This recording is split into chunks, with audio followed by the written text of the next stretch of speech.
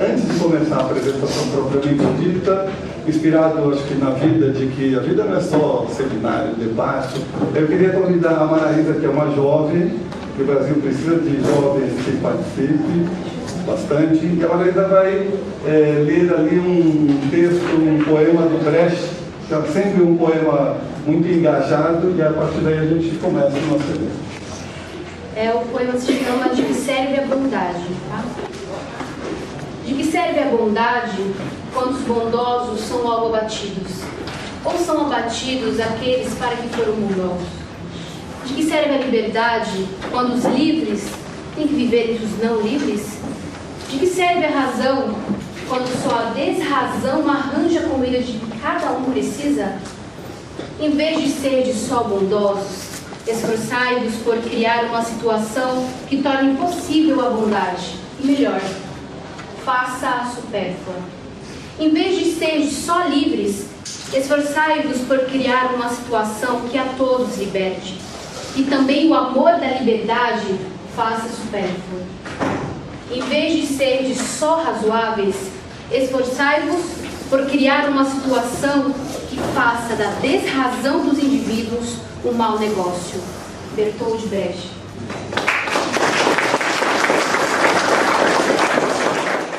Vamos convidar para a mesa e para a gente começar o nosso evento. A secretária aqui do Trabalho do Movimento Cultural de Osasco, a Mônica Veloso.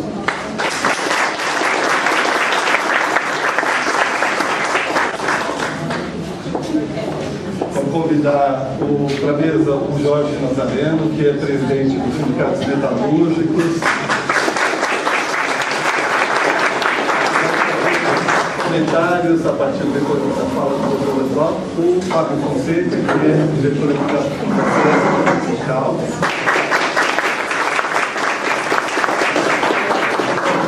E o professor Ladualdo Alvor, professor amigo, pessoa querida.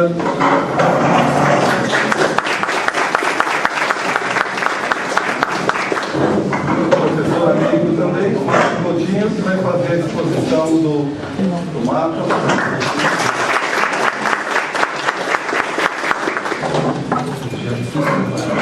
Para começar, vou pedir para a Mônica fazer uma leitura, boas-vindas, um agradecimento. Boa tarde a todas e a todos. Sejam bem-vindos aqui ao Centro Público. Uma alegria poder receber e ver a casa aqui cheia. Então, acho que é legal a gente poder vir exatamente dentro dessa casa aqui, que é um desses marcos, a gente poder olhar para a cidade de Osasco, para aquilo tudo que ela tem como capacidade. Então, acho que a gente hoje vai ter uma tarde aqui de um debate muito bom e que eu espero que traga aí a reflexão, né, tanto das companheiras e dos companheiros parceiros aqui, quanto do poder público naquilo que são os nossos desafios. Obrigada aí pela presença de todos. Agora eu vou pedir para o Marcos, junto com a Érica, coordenou esse trabalho de pesquisa, a Érica do Marcos Godinho. O Marcos vai fazer aqui a apresentação. A primeira questão que a gente lembra, né, quando pensou em discutir potencialidades, em mapas de potencialidades, é num dilema que a gente sempre vive quando imagina e se propõe a discutir riqueza e oportunidades na cidade, né? Sobretudo, riqueza acaba sendo traduzida de uma forma muito quantitativa, né? Naquela imagem do PIB, né? E dos grandes números. Você tinha em 99 uma cidade com um PIB de 5 bilhões, que em 2011 chegou a cerca de 40 bilhões de PIB, né? Então, exatamente, para mim, me veio a imagem desse adolescente, que você acha de um jeito pequenininho, depois ele aparece na sua frente, né, completamente mudado. Isso deu à cidade um orçamento, né, em 2014 de quase 2 bilhões de reais. Em outros números, a evolução do PIB de 2004, por exemplo, até 2011, a cidade saiu da 23ª posição nacional para o 11º, né, PIB no Brasil. Um PIB per capita hoje de quase 60 mil ano. A cidade que em 2095 tinha um potencial de consumo de quase 3 bilhões, pulou agora em 2013 para 12 bilhões.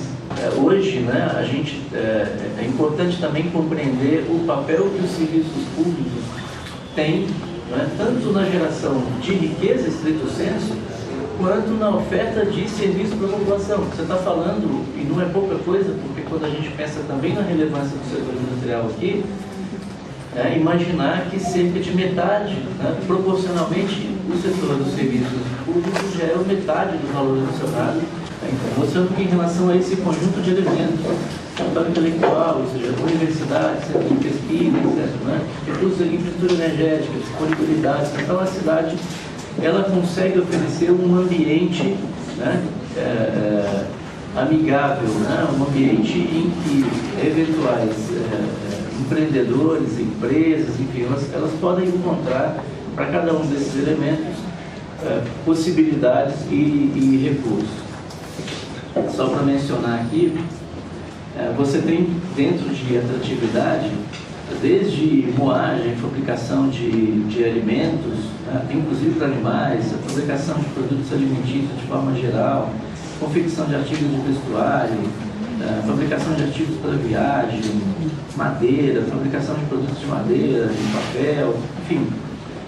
Isso está de forma mais detalhada no estudo, mas o que é relevante notar é isso, né? Você tem um conjunto amplo de atividades que detêm atratividade. E isso é interessante porque esse é um fator positivo para a cidade, né? A cidade é uma cidade que não precisa se entender como, em alguns casos, eu vejo algumas confusões com a ideia de vocação econômica, né? Fica muita gente procurando qual é a vocação econômica do município, qual é a vocação, como se as coisas se resolvessem na base da bala de prata, né? E eu acho que a gente, um primeiro sinalizador aqui, né, de potencialidade tem a ver com a diversidade das possibilidades que o município, né, pode explorar. Essa indústria que produz para a economia verde, que produz para a eficiência energética, enfim, acho que esse é o grande, né, questão que está colocada aí. Da mesma forma, a indústria química, né, que é presente aqui da região, preciso também, tem se falado bastante sobre a química verde, né, expansão da química verde, de oportunidades de química verde, ou seja, é importante que a gente também lance o nosso olhar sobre esse conjunto de oportunidades que estão lançadas, entendendo a base industrial que a gente já tem constituído. E depois uma questão que eu acho que assim, é sempre fundamental, né? O tema da educação e do modo como, de fato, não dá para falar e explorar oportunidades e potencialidades sem que a cidade entenda como um compromisso fundamental que todos os cidadãos tenham acesso à educação de qualidade, né? E isso é um ponto sem qual é muito difícil a gente pensar em explorar, né, oportunidades e construir desenvolvimento da forma como a Mônica estava nos colocando. Bom, então em grandes linhas, né, depois no site, né, vai ser disponível também as indicações do estudo. A gente queria agradecer e dizer que esse é um pontapé, né, um pontapé para que a gente aprofunde todas as reflexões e, enfim, as interfaces todas com as políticas diversas que a gente pode, né, construir a partir daqui. Obrigado.